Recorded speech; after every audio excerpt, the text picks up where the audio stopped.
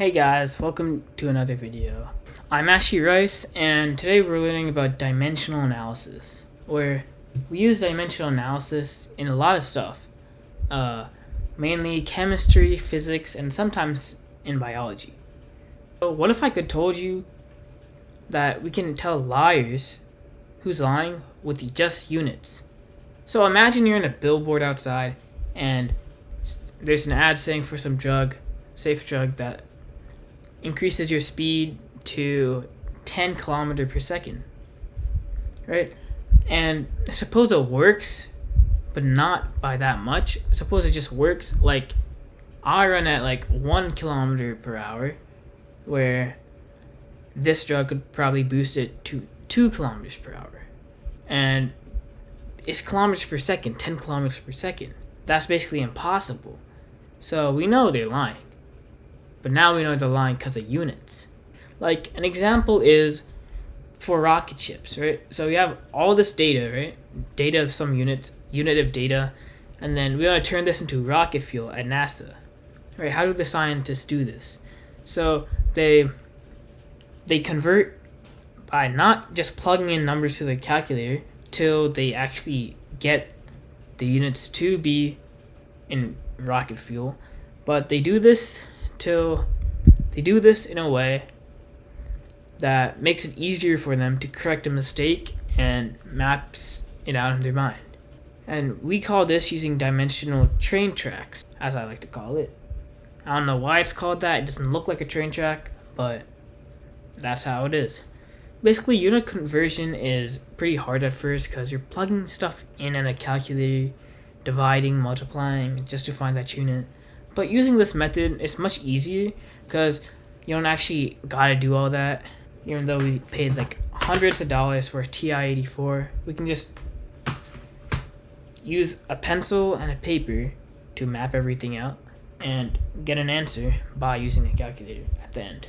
Also, if you made a mistake in calculation, right, you can easily fix it using the method I'm going to teach you because you're writing it on paper. And suppose instead of saying you got 9 rocket fuel units, you put 8, you can just quickly change that, put 9 on your paper, and just plug it into the calculator again, and you get the correct answer.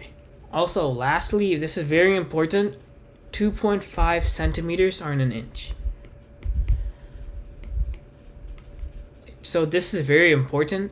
2.5 centimeters are in an inch. 1 inch. So you must take note of that because this is going to be really common on dimensional analysis tests. Suppose you have to take a quick test on 20 questions. I can guarantee all my $0 in my life savings that 3 out of those 20 questions would be about centimeters to inch conversions. Okay, let's do a quick example. Suppose a car travels at a speed of 60 miles per hour. How many feet per second is this? Alright, let's continue. So, how many feet per second? First, before we tackle this problem, if you're new to the word per basically means the division symbol. And basically what we're trying to say here is miles per hour, which converts to miles over an hour. And this is key in this train tracks method we're going to use. So in this train tracks method, we want to put what we actually know. So let's see, we have 60 mph. So we have 60 miles per hour here and 60 miles per 1 hour, right? Because think about it, if it was miles per 2 hours, wouldn't it be 60 miles p2h? At least that's how I think it is. I don't know. Alright, so moving on. The next step, we want to put this cool line very straight, and what we want to do is do this division thing again till we actually get the units of feet per second at the end. So let's see, we have 2 units here that we have to change.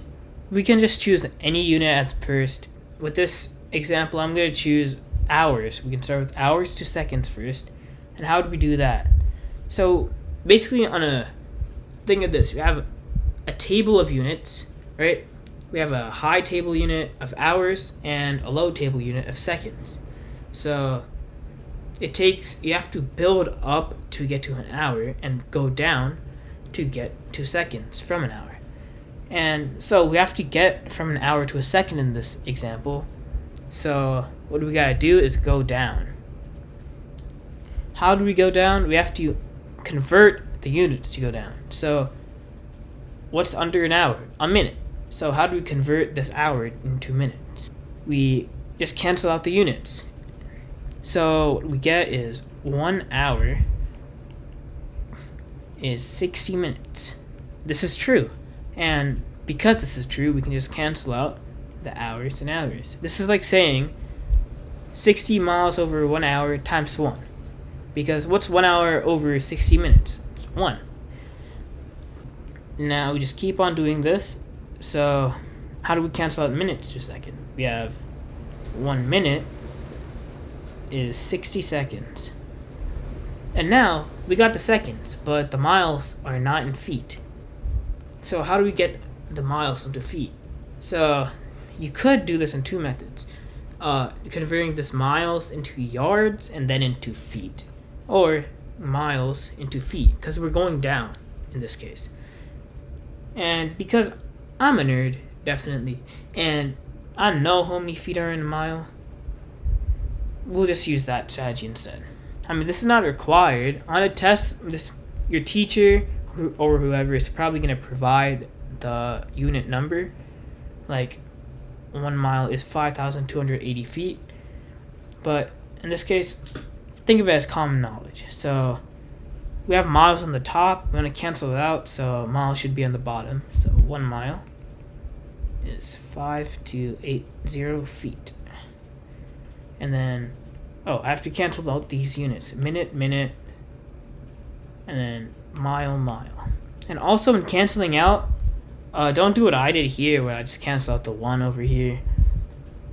Because, think about it, if I cancel out 60 like that, and we plug the numerators over denominators, like multiplying and dividing, into a calculator, we're just ignoring one actual number that's not 1. So 120 divided by 60 is 20. Anyway, I'm tweaking. It's 2. But if we put 120 divided by 1, because there's not going to be a 60, it's just 120. That's not how it works. Don't cancel out the number, cancel out the unit. And now what we got to do now is plug this into a calculator. My handy dandy calculator we have right here.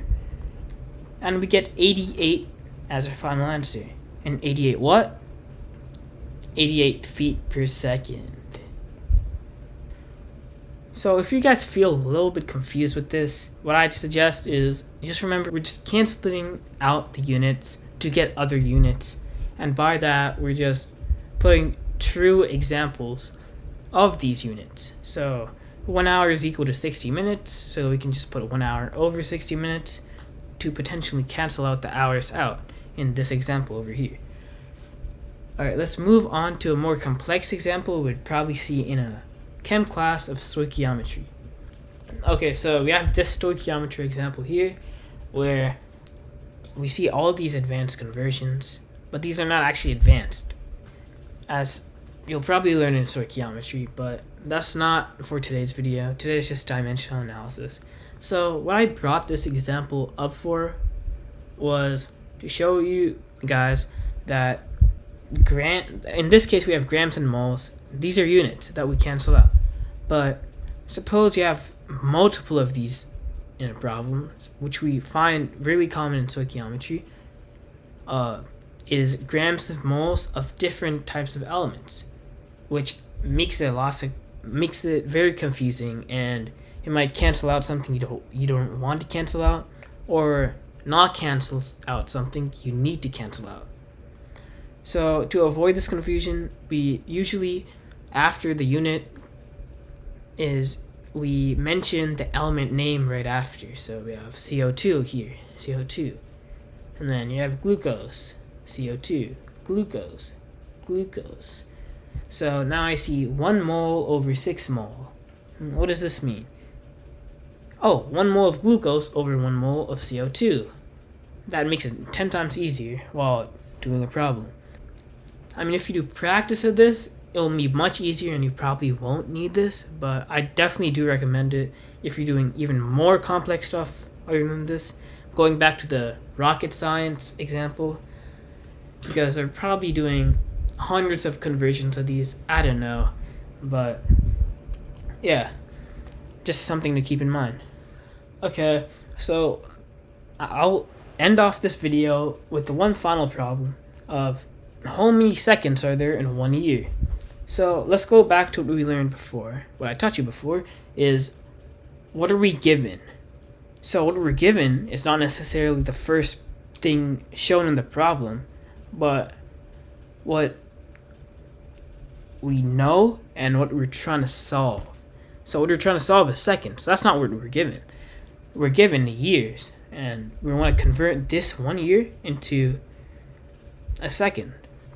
So what are we given? We want to list what we're given first, 1 year, and now we want to equal this into some x number of seconds. So let's find this x through conversion. So after what year? What's the next closest unit? It's a month, because we're going down. Wait, which way? This way? Okay, we're going down towards the second mark. So we want to use months next. But if you're like me and you're a nerd, you should probably know that 1 year is 365.25 days. Definitely did not use Google. Alright, so we're going to note that down. Aiming to cancel out the units. So 1 year is 365.25 days. And then we keep on going. What's below days? Hours. So 1 day is 24 hours. Let me cancel out these units. And then what's next? We have minutes. So 1 hour is 60 minutes. And then lastly, this is pretty tight. 1 minute is 60 seconds. And we just cancel out the remaining units. And the only thing we have left is seconds. And now we use our handy dandy calculator and plug it in. So we got this number. I definitely did this in my head, by the way. And we got 31,557,600 seconds as our final answer. Pretty easy, right? Alright, thank you guys for watching this video. Remember to like and subscribe. And also, I left you guys some problems to do in the description to help your long-term memory instead of just the short-term memory by watching this video. And see you guys next time.